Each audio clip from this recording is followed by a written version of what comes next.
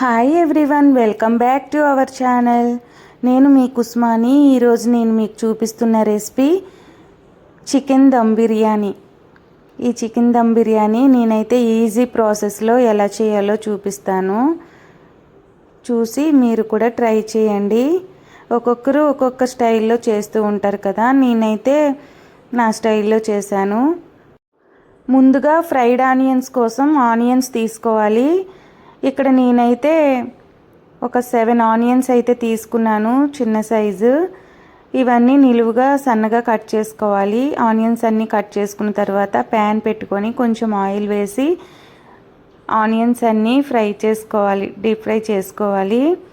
ఇలా ఆనియన్స్ మంచి colour, brown colour వచ్చే వరకు ఫ్రై చేసుకోవాలి.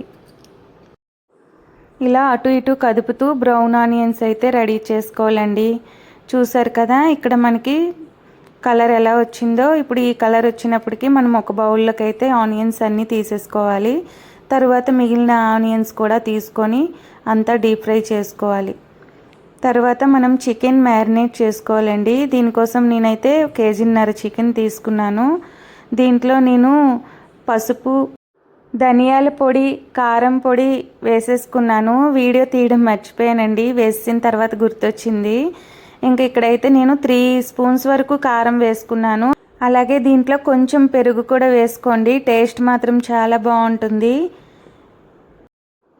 ఇంకా దీనిలో 6 వరకు పచ్చిమిర్చి చీల్చుకొని వేసుకోవాలండి. ఇంకా ఇలాగా వేయడం వలన కారం కూడా పడుతుంది కదా. అలాగే ఒక నిమ్మకాయని కట్ చేసి రసం అంతా అందులో వేసుకోవాలి. ఇలా నిమ్మరసం అంతా వేసిన తర్వాత దీంట్లో పుదీనా, కొత్తిమీర కూడా వేసుకోవాలండి. పుదీనా, కొత్తిమీర సన్నగా కట్ చేసేసి అందులో వేసుకోవాలి. ఇప్పుడు ఇదంతా బాగా మిక్స్ చేసుకోవాలి. ఈ చికెను మసాలా అంతా బాగా కలిసేటట్లుగా అంతా బాగా కలుపుకోవాలి. చూసారు కదా, పైన చూపించిన విధంగా అంతా నీట్గా కలుపుకోవాలి. ఇలా కలుపుకున్న తర్వాత దీనికి తగినట్లుగా సాల్ట్ కూడా వేసుకోవాలండి.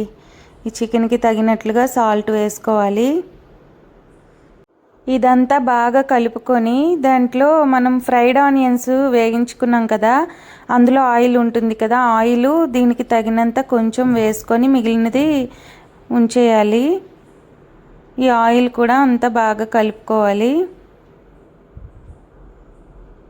అలాగే మనం ఫ్రైడ్ ఆనియన్స్ కూడా వేయించుకున్నాం కదా, కొన్ని ఫ్రైడ్ ఆనియన్స్ ఇందులో వేసేసి అంతా బాగా మిక్స్ చేసుకోవాలి.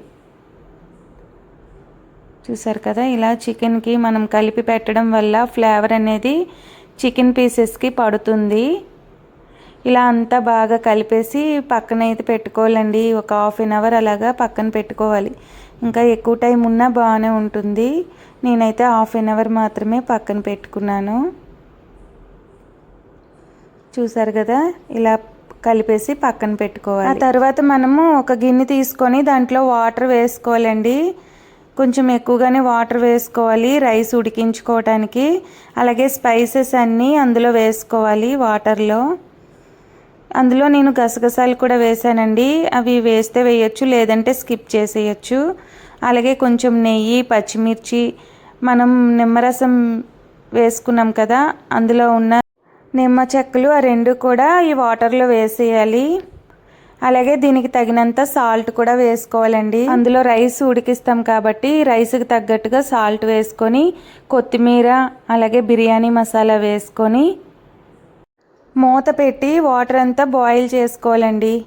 ఇది అయ్యేలోపు బిర్యానీ గిన్నె పెట్టుకొని దాంట్లో నెయ్యి అలాగే తగినంత ఆయిల్ వేసుకొని స్టవ్ ఆన్ చేసి నెయ్యి అంతా కరగనివ్వాలి.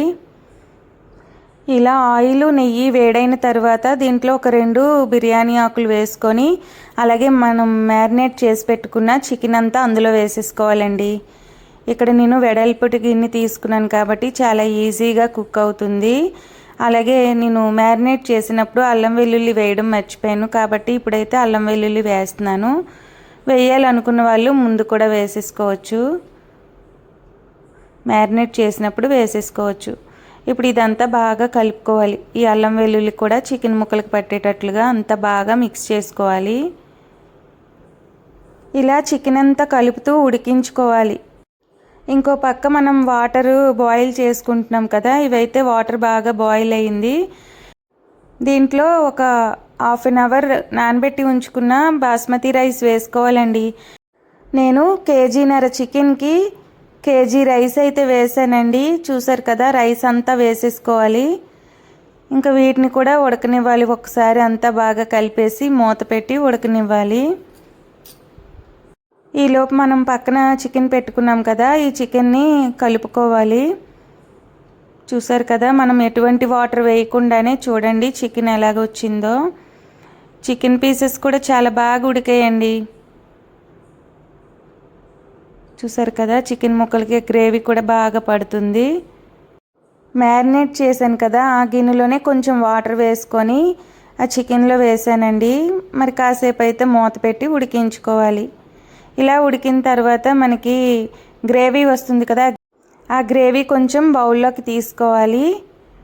మిగిలిన గ్రేవీ అందులో ఉంచేసి మనం రైస్లో వాటర్ అంతా వడపోసేసుకోవాలి. ఈ రైస్ అనేది మనకి 70% కుక్ అయిపోవాలండి. తర్వాత వాటర్ తీసేయాలి. లేదంటే మనము ఇలా గరిటె లాంటిది ఉంటే మనము ఈజీగా తీసేసుకోవచ్చు కదా. రైస్ని లేయర్ లాగా వేసుకోవాలి.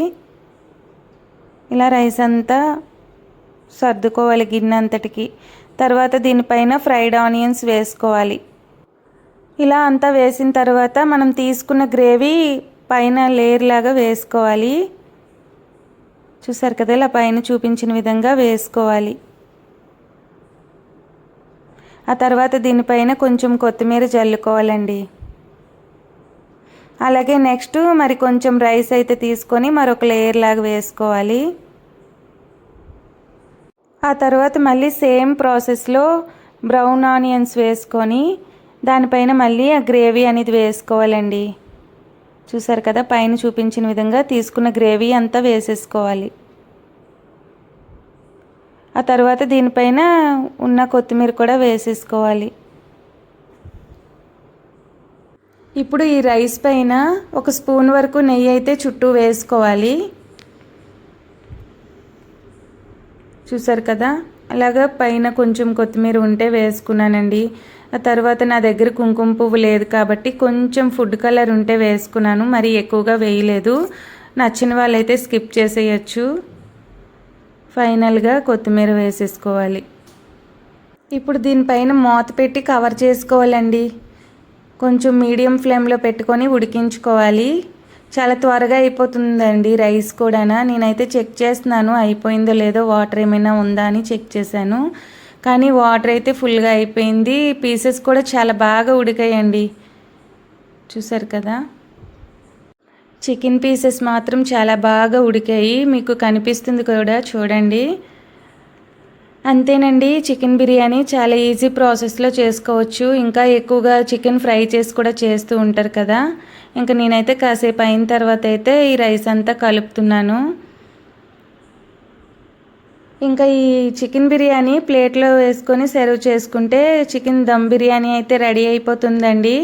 దీంట్లో మనము ఆనియన్స్, లెమన్ పీసెస్ పెట్టుకొని రైతాతో తింటే చాలా బాగుంటాయి. చూసారు కదా, ఇంకా నేనైతే మా వాళ్ళందరికీ పెట్టేస్తున్నాను. ఇంకా మా చెల్లి వాళ్ళు వచ్చారు కాబట్టి మేము అందరం కలిపి తిన్నాము. చాలా బాగా వచ్చిందండి టేస్ట్ అయితే. మరి ఈ వీడియో కనుక మీకు నచ్చినట్లయితే ప్లీజ్ లైక్ చేయండి, షేర్ చేయండి, కామెంట్ చేయండి. Thanks for watching.